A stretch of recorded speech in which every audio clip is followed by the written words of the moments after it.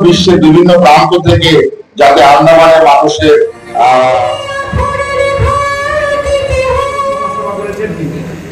মুখ চেপে কেউ জানে না।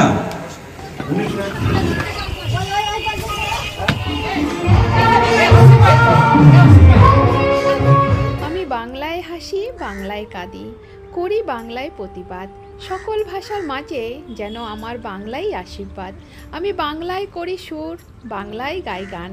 অন্য ভাষায় কথা বলতে পারলেও আমার বাংলায় জুড়ায় প্রাণ। এই পৃথিবীতে কত ভাষাই নানান গুণে ভরপুর, তবুও সকল ভাষার মাঝে বাংলা সবচেয়ে মধুর। তাই বাংলায় শিখি, বাংলায় লিখি। নমস্কার বন্ধুরা, চম্পা ব্লগে আপনাদের সকলকে স্বাগত জানাই। আশা করছি আপনারা সবাই ভালো আছেন। দিনটা ছিল রবিবার, 1 ডিসেম্বর 2024। আন্দামান নিকোবরের রাজধানী শ্রী বিজয়পুরমে সিপিঘাটে শ্রী শ্রী রাধা গোবিন্দ মন্দিরে 8তম বঙ্গ মহাসম্মেলন Bengal association of Andaman Nicobar island বাণীর পক্ষ থেকে 75তম হিন্দু বাঙালি পুনর্বাসনের বর্ষপূর্তি উদযাপন করা হয়। আর এই মহা অনুষ্ঠানের মুখ্য অতিথি রূপে আমরা পেয়েছি honourable state minister for ports, shipping and waterways Shri Shantanu ঠাকুরকে। আর সঙ্গে রয়েছে আমাদের আন্দামানের একমাত্র সংসদ শ্রী বিষ্ণুপদ রায় এবং অন্যান্য গণ্যমান্য ব্যক্তিরা। তাহলে চলুন আমার সঙ্গে আপনারাও অনুষ্ঠানটি দেখতে থাকুন। বাণী মাননীয় মন্ত্রী শ্রী শান্তনু ঠাকুর এবং মাননীয় সাংসদ শ্রী বিষ্ণুপদ রায়কে স্বাগত জানাই এবং শ্রী শ্রী রাধা গোবিন্দ মন্দির প্রাঙ্গণে প্রবেশের পূর্বেই তাদের বরণ করে নেওয়া হবে। আজ 75 বছর পূর্বে আমাদের পূর্বপুরুষেরা প্রথম বাঙালি হিসেবে পরিবার 13 মার্চ 1949 সালে এই দ্বীপপুঞ্জে প্রথম বসবাসের তাগিদে 7 সমুদ্র 13 নদী পার করে 18 মার্চ দ্বীপপুঞ্জে পদার্পণ করেছিলেন। তারপর ধীরে ধীরে আরো বাঙালি উদ্বাস্তুদের পুনর্বাসন দেওয়া হয়। তখন কেবলমাত্র পোর্ট ব্লেয়ার ও তার আশেপাশে কয়েদি মিলে প্রায় 1400 মানুষ এই দ্বীপে বসবাস করতেন। বাকি দ্বীপগুলি ছিল জনবসতিহীন। তাই আশেপাশের দেশগুলি আন্দামান নিকোবর দ্বীপপুঞ্জ করবার জন্য অসহায় পূর্বের বসতি দেওয়া হয় এবং তারপর বিভিন্ন রাজ্যের বহু ভারতীয় নাগরিক। আমরা প্রায় মোট বাঙালি জনসংখ্যা 65% বর্তমানে। তাই আমাদের বাঙালিদের স্বার্থে এই দ্বীপপুঞ্জে আমাদের সম্মানীয় অতিথি মাননীয় সাংসদ শ্রী বিষ্ণুপদ রায় আমাদের মধ্যে উপস্থিত হয়ে পড়েছে। আমরা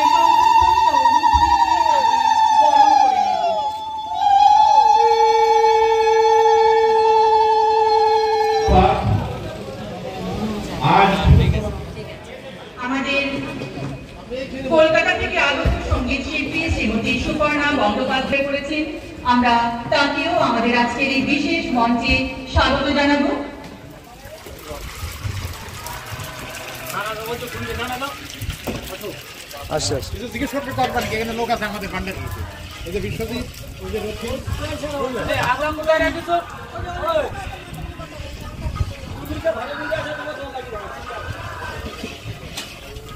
কত লোকের আয়োজন?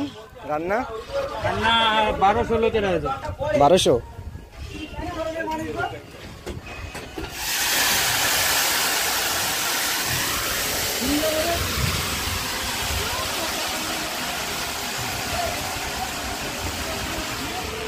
जिस तरह से जुलूम कर रहा है बांग्लादेश में, सब देखा सुना भी होगा। इसका लंबा विरोध होना चाहिए अंडमान निकोबार, पूरा अंडमान निकोबार द्वीप समूह में तमिल, तेलुगु, हिप्पी, राठी, क्रिश्चियन, बंगाली, स्वामीजी सब मिलकर मेरा बात सुनेगा।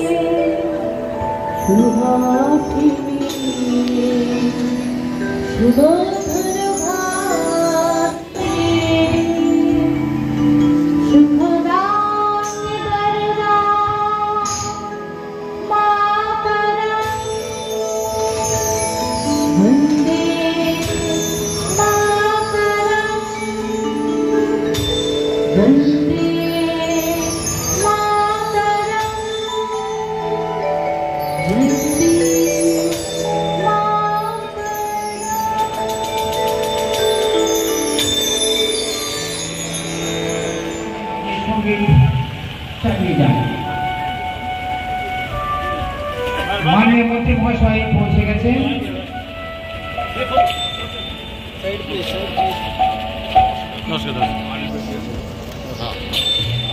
আমাদের আজকে প্রধান অতিথি শ্রী শান্তনু ঠাকুর মাননীয় কেন্দ্রীয় মন্ত্রী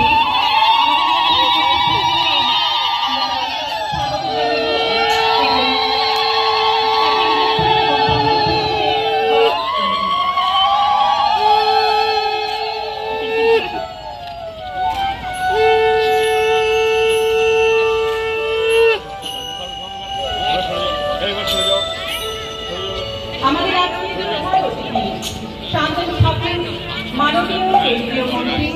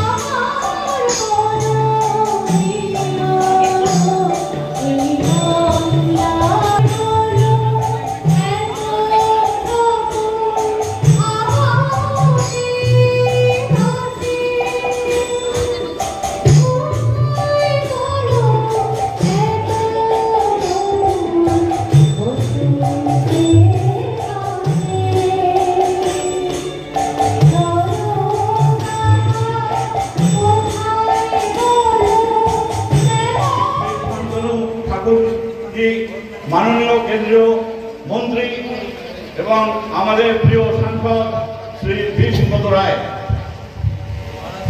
এই মুহূর্তে আমরা শ্রী মুখ্যমন্ত্রী শ্রী শান্তনু ঠাকুরকে বরণ করে মঞ্চে আহ্বান জানিয়েছি। এবার আমরা তাকে সম্মান জানাবো একটি পুষ্প গুচ্ছ দিয়ে এবং উত্তরীয় দিয়ে। সিমিলারলি একইভাবে মঞ্চ উপস্থিত সবাইকে সম্মান জানানো হবে। আমি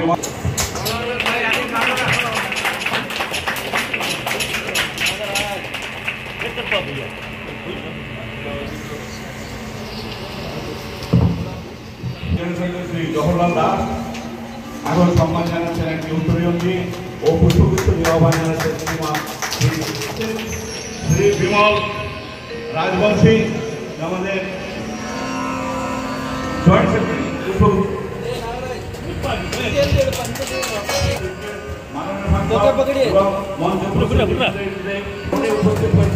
शुभं करोति कल्याणं अरेकं शोकसम्पदा शत्रुबुद्धिविनाशाय दीपं ज्योति नमस्तुते दीपं ज्योति परब्रह्म दीपं ज्योति जनार्दन दीपं ज्योति हरतु मे पापं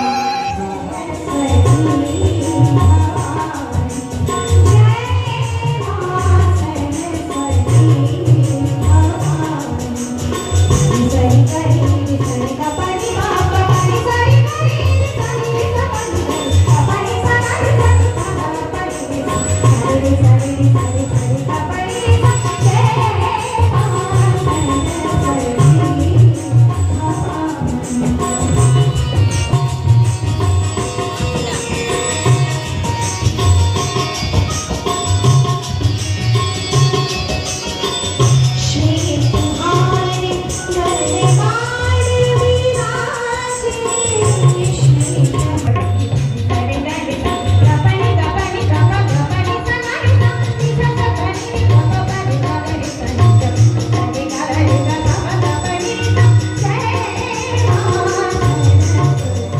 বাংলাদেশে এবং পশ্চিমবঙ্গেও যেখানে যেটা আমার রাজ্য বাঙালি রাজ্য বলে আমি গণ্য করি, সেখানেও এই বাঙালি হিন্দুদের আজ অবস্থা খুব একটা ভালো নয়।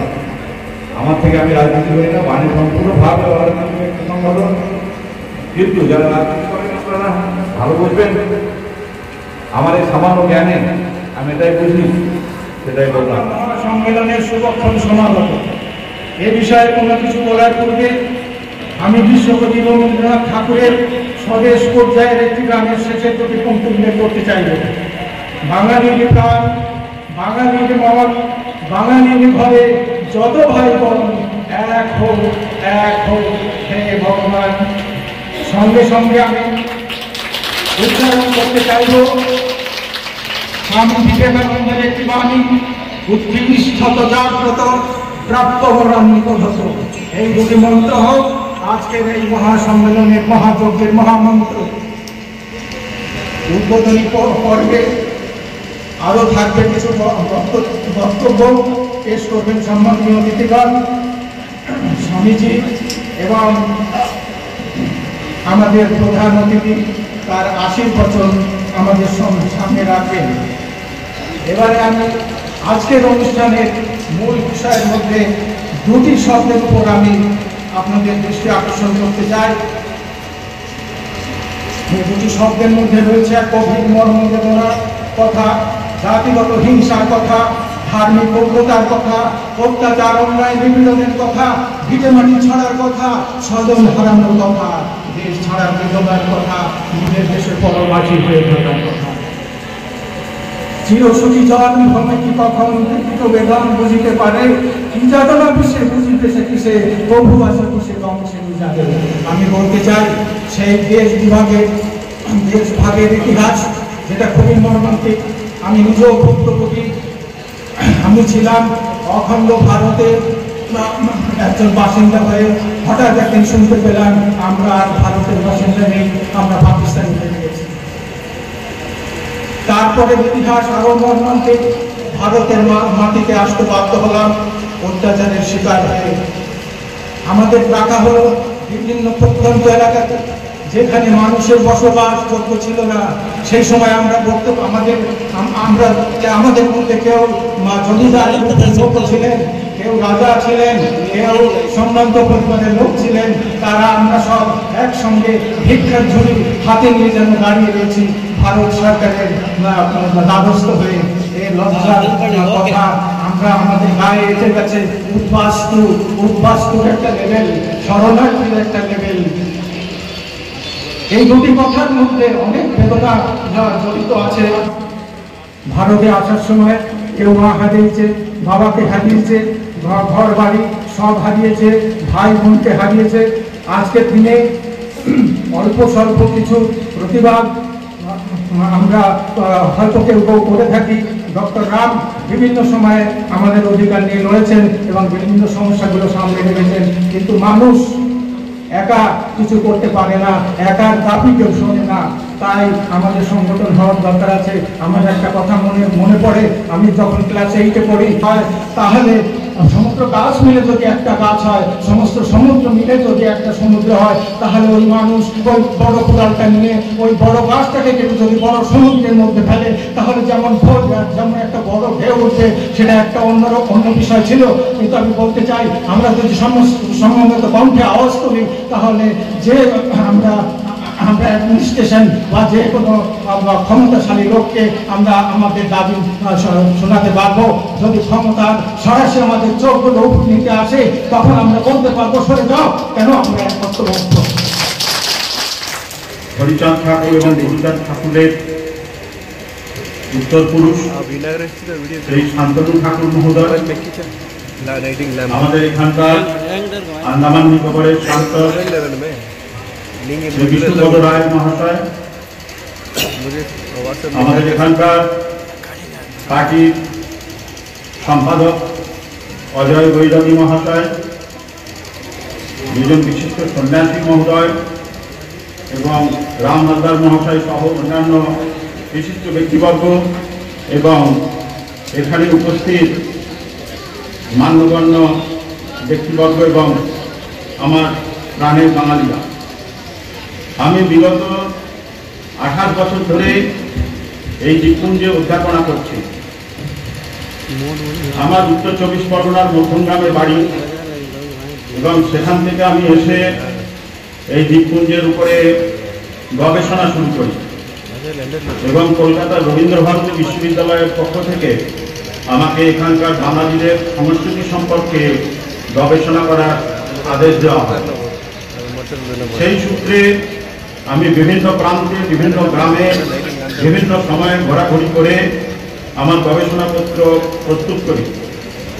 যে গবেষণা করতে গিয়ে আমি এখানকার মানুষের বিভিন্ন দুঃখ সুখের সাথী হই এবং আজও পর্যন্ত ওই বাংলা বিভাগকে কিভাবে ভালো করে তোলা যায়, উচ্চশিক্ষা কিভাবে আরো বিস্তার করা যায় সেই ব্যাপারে আমি মনোযোগী।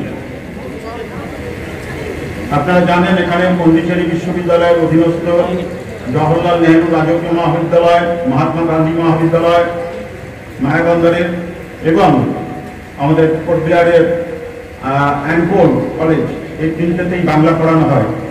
তার মধ্যে জওহরলাল নেহরু গভর্নমেন্ট কলেজে আমাদের স্নাতকোত্তর শ্রেণী পর্যন্ত বাংলা বিষয় নিয়ে পঠন পাঠনের ব্যবস্থা আছে। খুব শীঘ্রই আমাদের মাননীয় প্রধানমন্ত্রীর আদেশানুসারে এখানে একটি ডিমড ইউনিভার্সিটি প্রতিষ্ঠিত হতে যাচ্ছে। Netaji Subhas Chandra Basu institute of higher learning, এবং সেই ডিমড ইউনিভার্সিটির আন্ডারে কাজ করবে এবং এখানে আমাদের এই পাঠ্যক্রমে বাংলা শুধু থাকবে না, বাংলা শুধু স্নাতকোত্তর শ্রেণী পর্যন্ত থাকবে না, তার পাশাপাশি আমাদের পরিকল্পনা আছে যে গবেষণামূলক অর্থাৎ পিএইচডি বা বিয়ন্ড দ্যাট তার বেশিও আর কিছু যদি কিছু এখানে প্রবর্তন করা যায় তার পরিকল্পনা আমাদের আছে। আমি আর বড়জোর 4 বছর আছি, কিন্তু আমাদের বিভাগ ধীরে ধীরে বলিষ্ঠ হয়ে উঠছে। খুব শীঘ্রই ইউপিএসসির মাধ্যমে আর একজন অধ্যাপক নিযুক্ত হবেন, তার নির্বাচন হয়ে গেছে এবং তিনি খুব শীঘ্রই আসবেন। এবং বাংলা বিভাগে এখন আমাদের স্নাতকোত্তর শ্রেণীতে 17টা করে সিট আছে প্রতি বছরে, আর স্নাতক স্তরে আমাদের 80টা করে সিট আছে। এই পর্যন্ত বলার পর আপনাদের একটা কথা বলি যে এখানে যে গবেষণা আমি করতে গিয়েছিলাম সেই গবেষণা সূত্রে আমি কতগুলো তথ্য পেয়েছিলাম।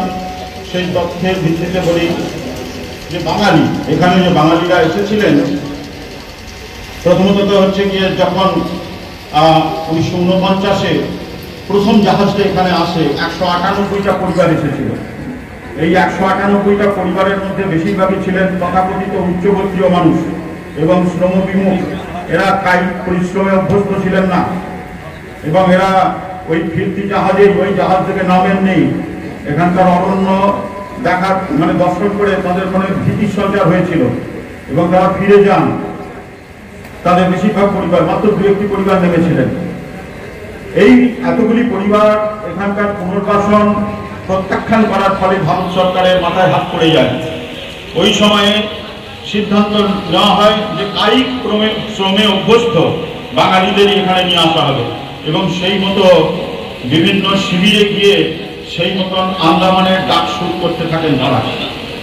হাতে কড়া, পায়ে অঙ্গগত কাঠামোগত বলিষ্ঠতা ইত্যাদি ভালো করে পরীক্ষা করে কায়িক শ্রমে অভ্যস্ত মানুষদের আমাদের আন্দামানে নিয়ে আসা শুরু হয়। এদের মধ্যে কৃষিজীবী মানুষ ছিলেন এবং মৎস্যজীবী মানুষও ছিলেন। এরাই আন্দামানের প্রথম সেটলার বা উপনিবেশ প্রাপ্ত পুনর্বাসন প্রাপ্ত বাঙালি।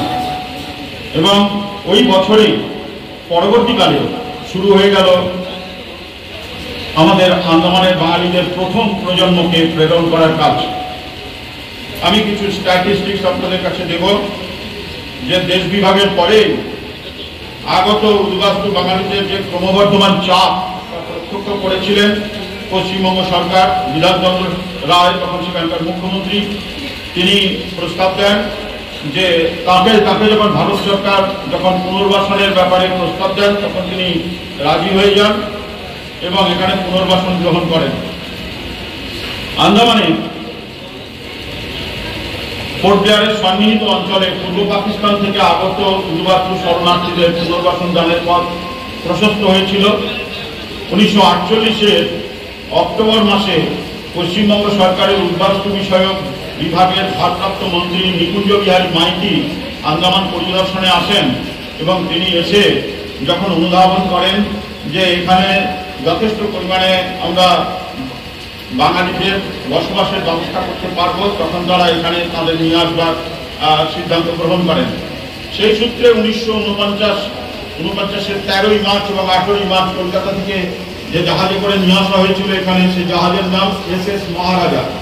আমি এই প্রসঙ্গে আরেকটা ছোট করে কথা বলতে চাই। SS মহারাজা জাহাজটা এমন একটা জাহাজ, যে জাহাজটা খুব ঐতিহাসিক জাহাজ ছিল। কারণ এই জন্যে যে যারা আমাদের সেলুলার জেলে বন্দী ছিলেন বিপ্লবীরা, তাদের সেই আলিপুর মামলা থেকে শুরু করে পরবর্তীকালে বিপ্লবীদের সমস্ত বড় বড় বিপ্লবীদের উল্লাসকর দত্ত, বারীন্দ্র কুমার ঘোষ, এরকম সব বড় বড় বিপ্লবীদের SS মহারাজা করে নিয়ে আসা হতো। যাদের এখানে যে নির্বাসন দেওয়া হতো তাদের নিয়ে আসা হতো এই জাহাজে। পরবর্তীকালে যখন আমাদের সেলুলার জেল বন্ধ হয়ে গেল, তখন শ্রী এবং পুলিশে চাকরি করতেন, উনি retired. Shri Amal Bairagi, son of Shri Ananta Bairagi, ওনাকেও আমরা সম্মান জানাবো। ঘুরিয়ে দেন, মোমেন্টটা ঘুরিয়ে দেন। এরপর শ্রী নিরঞ্জন মানের সঙ্গে প্রথম থেকে যুক্ত এবং তার পরিশ্রম এই 74 বয়সেও 77 আমাদের অপরিসীম, তাকে আমরা জানাই মানের তরফে সাদর সম্মান। এবং উনি আমার মনে হয় প্রথমে ছিলেন আসামের দিকে, উনি আন্দামানে এসে আন্দামানের বহু সমাজসেবা করেছেন। প্রত্যেক মাসে কয়েক বছর থেকে উনি ওখানে ন্যাশনাল সাপ্লাই করেন, এখনো করে যাচ্ছেন। তাকে আমরা উত্তরীয় দিয়ে এবং একটি আরবিডি প্রথম সেন্টার, ওনাকেও আমরা সাদর সম্মান। এবং উনি একবারে ভালো বক্তা ছিলেন বছর থেকে। আমাদের মধ্যে এখন এমন একজন ব্যক্তি আছেন যিনি সরকারি চাকরি করতেন, পলিটিক্স করতেন। আর আমি উনি একজন হোমিওপ্যাথি ডাক্তার, পশ্চিমবঙ্গে পড়াশোনা করা, এবং ওনাকেও আমরা সম্বোধন জানাই। একজন কন্ট্রাক্টর, কলকাতা থেকে আগত একজন ডক্টর দীপেন্দ্র মজুমদার, দিগলিপুর, ওখানকার একজন উদ্বাস্তু ফ্যামিলি থেকে বড় হয়েছে। আন্দামান নিকোবর দ্বীপসমূহ আগত উদ্বাস্তু বাঙালিরা আসেন, আন্দামান নিকোবর আসেন हरिचांद गुजरे सबसे विषमक लोग। जितने लोग अंडमान निकोबार धरती में आया था, हरिचांद गुजर के लोग थे। माउंटेन द पार्लियामेंट हरिचांद गुजर का अंडमान निकोबार द्वीप में अवदान है, वो परिवार है बना उस द्वीप के नाम पर द्वीप हो, इसका नाम का हरिचांद गुजर।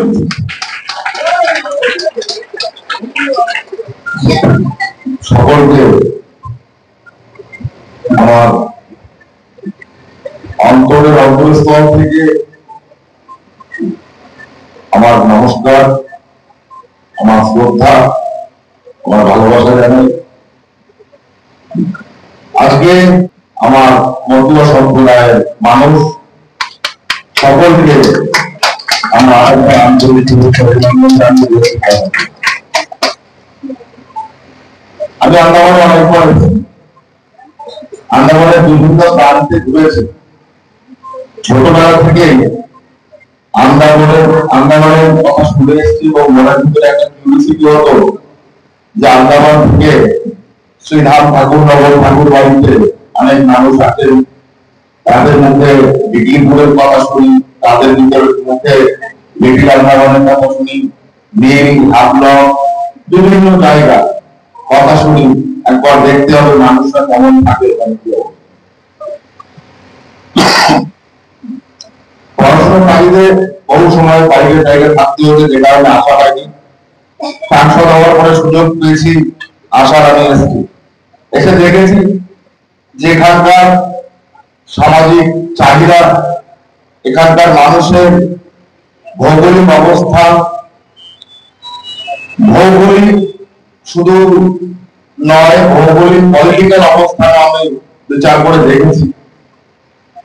এবং লাস্ট যেবারে আসি সেবারে আমি জিজ্ঞেস করেছিলাম যে এখানে মানুষের কর্মসংস্থানের জন্য কি করলে ভালো হয়। অনেক কিছু বলেছে, তো সর্ববৃহৎ একটা কথাই আমাদের মনে পড়েছে এবং আমাদের পলিসির সঙ্গে সেটা যুক্ত হয়েছে যে এখানে যদি বড় ট্রান্সশিপমেন্ট পোর্ট যদি করা যায়, ট্রান্সশিপমেন্ট যে পোর্ট আছে সেই পোর্ট যদি করা যায়, তাহলে এখানে কর্মসংস্থান তৈরি করা যাবে। আপনাদের জিওপলিটিক্যাল কথা এই কারণেই বললাম, দেখুন ভৌগোলিক মানচিত্রে আমরা এই আন্দামানের মিডিল থেকে 10 পয়েন্ট চ্যানেল চলে যায় এবং এই 10 পয়েন্ট চ্যানেল থেকে বিশেষ করে গালাথিয়া বে থেকে ওখান থেকে বড় বড় ট্রান্সপোর্টমেন্ট যে শিপগুলো আছে সেগুলো ওখান থেকে যাতায়াত করে।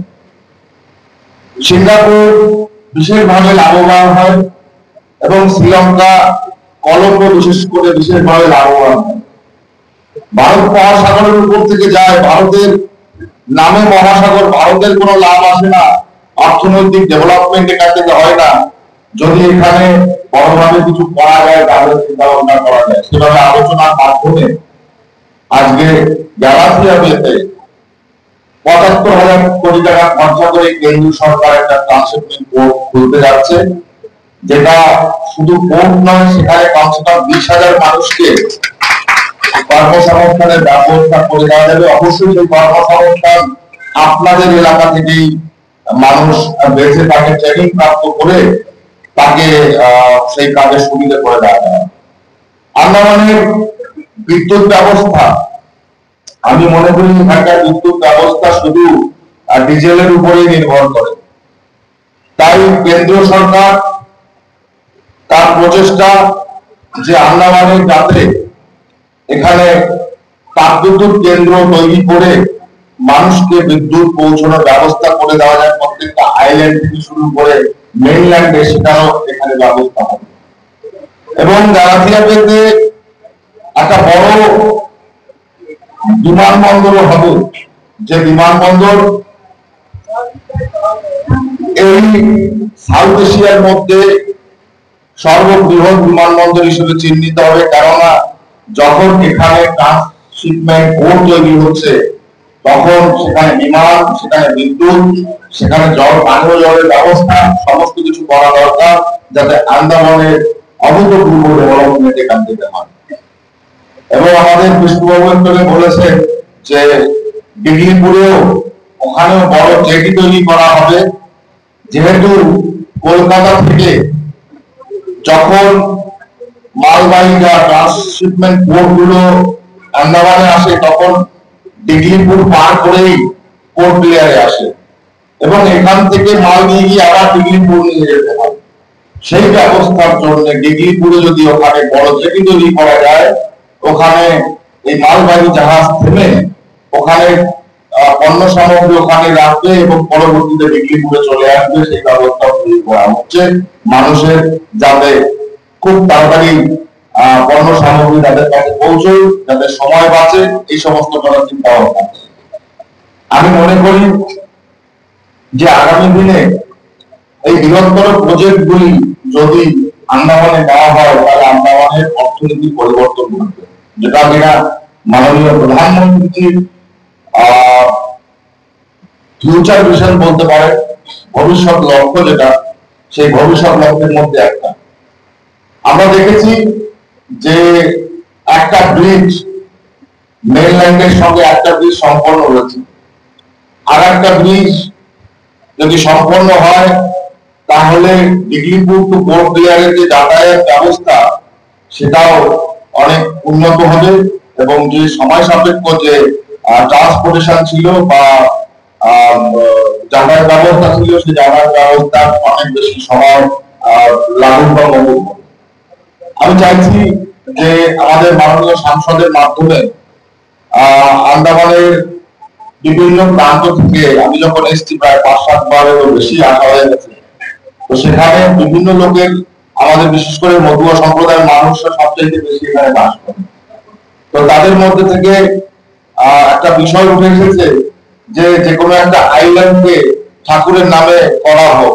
আমাদের মাননীয় সাংসদ তার ডিক্লারেশন দিয়েছিলেন, আমি ওনাকে বলেছিলাম যে আমি এখন মন্ত্রী, আমি তো এই বিষয় নিয়ে তুলতে পারবো না সদনে, কারণ আমার কোশ্চেন, সাংসদদের কোশ্চেন আমার শুনতে হয়, আমি নিজে প্রশ্ন তুলতে পারি না সংসদে। তাই কোন সাংসদ যদি, শুধু সাংসদ যদি তোলে ব্যাপারটা নিয়ে ভালো হয়, তা সবচেয়ে ভালো হবে আমাদের সাংসদ মহোদয় যদি বিষয়টা তোলেন। তা উনি এগ্রি হয়েছেন, কেননা যেটার পিছনে আমাদের সম্প্রদায়ের বহু বিশেষভাবে পুরস্কার হবে, পুরস্কার হবে তো আমাদের লক্ষ্য ভবিষ্যৎ প্রজন্মের আন্দামানের যারা অধিবাসী হবে। দেখুন, একটা কাজ শুরু সময় লাগে, সময় সাপেক্ষ ব্যাপার। এখন থেকে যদি কাজ শুরু হয়, অলরেডি গ্যালাথিয়াতে যদি আপনারা যান, অবশ্যই গেছেন, আপনি বোধহয় ক্যাম্বেল দিয়ে দিতে এসেছেন, ওখানে কাজ শুরু হয়ে গেছে, অবশ্যই যাচ্ছি। তো সেখানে ভবিষ্যৎ প্রজন্মের জন্য আমাদের মুক্ত হস্ত, অর্থাৎ হাত খুলে দিতে হবে তাদের ভবিষ্যতের জন্য, যাতে আন্দামান এই এতটা সাউথ এশিয়ার মধ্যে একটা বিশিষ্ট বিশেষ একটা স্থান হয়ে ওঠে, টুরিস্ট একটা সুন্দর স্পট হয়ে ওঠে, এবং বিভিন্ন বিশ্বের বিভিন্ন প্রান্ত থেকে যাতে আন্দামানের মানুষের কাছে যাতে তারা এসে পৌঁছতে পারে, এবং আপনাদের সহযোগিতা, আপনাদের কর্মকাণ্ড, আপনাদের প্রচেষ্টাই হবে আন্দামানের নতুন ভবিষ্যৎ। আমি মনে করি আজকের এই সভা একটা বিশেষ সভা হচ্ছে দেশের পক্ষ থেকে, আমাদের বাণীর পক্ষ থেকে। তো আপনারা এই প্রোগ্রাম গুলো চালিয়ে যান। বাংলা ভাষা, আপনারা জানেন কিছুদিন আগে সেন্ট্রাল গভর্নমেন্ট বাংলা ভাষাকে বিশ্ব স্বীকৃতি দিয়েছেন। বাংলা ভাষাকে বিশ্ব স্বীকৃতি দেওয়া হয়েছে,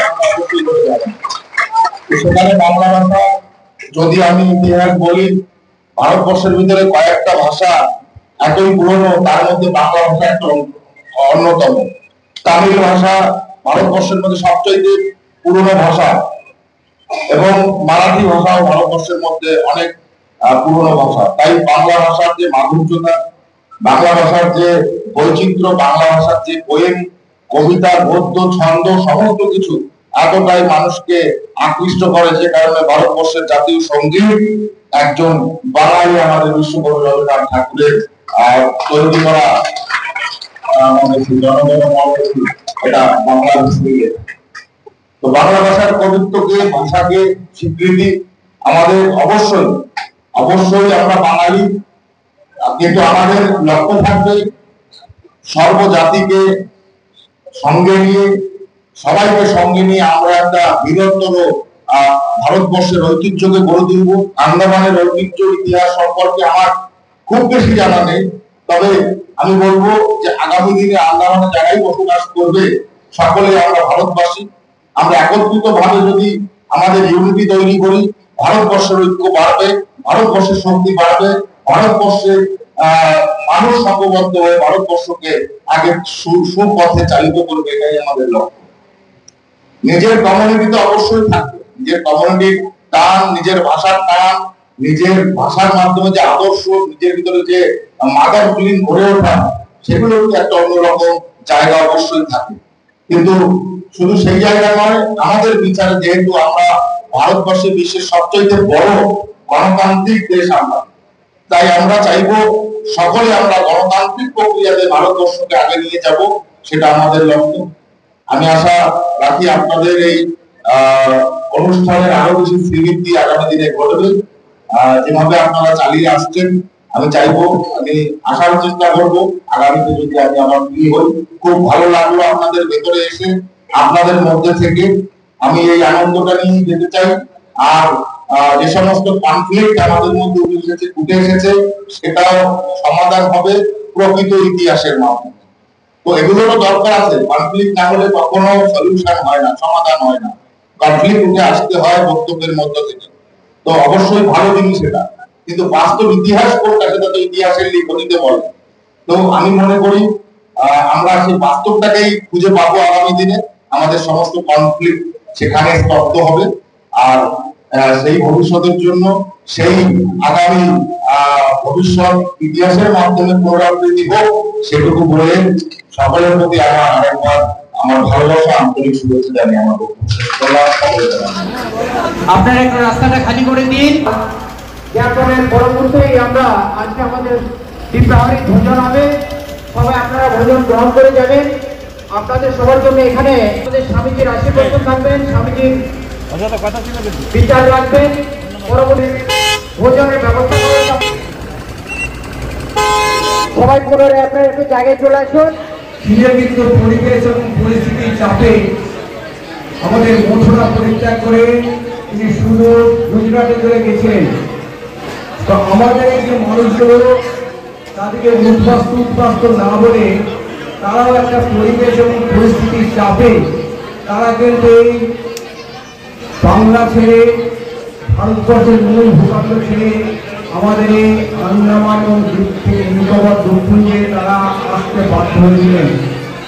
এবং আজকে অনেক গ্রামে আমরা যাই দেখি বয়স্ক মানুষ এখানে অনেকে আসেন, অক্লান্ত পরিশ্রম করেছেন, মাথার ঘাম পায়ে ফেলে মাটি কর্ষণ করে বীজ থেকে গাড়ির গাছ তৈরি করে আজকে নারকেলের গাছ, শুকনো গাছ তৈরি করে তাদের সমাধান করছে। ভারতবর্ষের একটা অর্থনীতি তারা স্বাবলম্বী করছেন।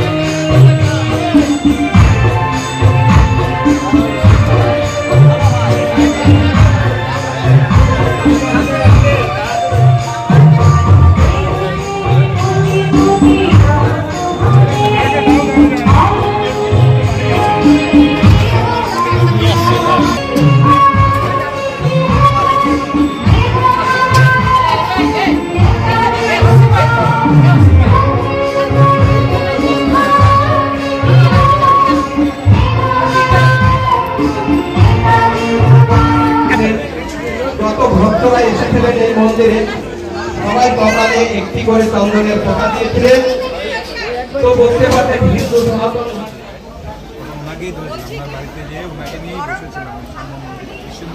একটা ব্লগ আছে